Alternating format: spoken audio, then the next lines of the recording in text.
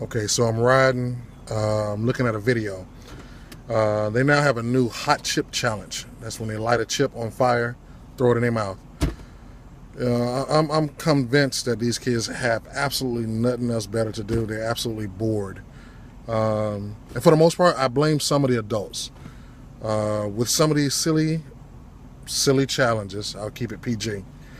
With some of these silly challenges that these adults have thrown out there, these kids ain't doing nothing but following. You know, and I'm also a firm believer in what you put into your child. The only thing they can do is manifest what you put in. They're going to bring that stuff out. You know, it's just sheer ignorance. It really is. You know, you went from the ice challenge to the lighting yourself on fire to the breathing challenge, and now you got a hot chip challenge, and you got girls snorting condoms and bringing it through their mouth challenge. Just all this silliness. I mean, it silliness. It really is. And nobody seems to be learning from it. Every day is something different. Somebody's trying to become the next inventor of the stupid challenge. Then I've seen some productive and some positive stuff. You know, they pose as if they're going to get ready to do the challenge and say, hey, listen, I challenge you to read a book.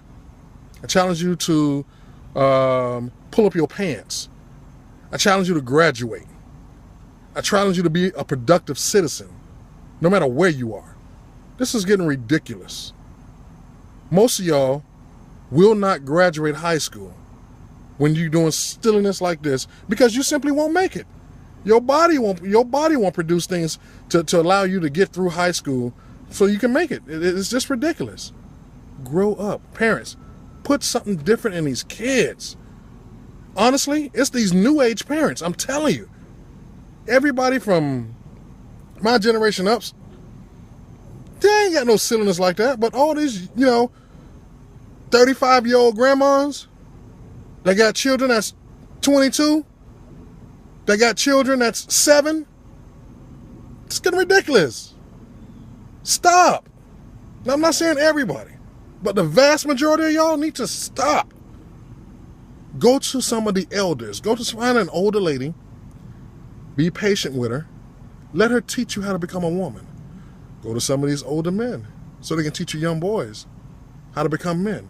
This is getting absolutely ridiculous. It's man, I'm grateful for my kids. I'm not saying they're the best and they're perfect and all that good stuff, but they all going to make mistakes, and I expect them to make mistakes.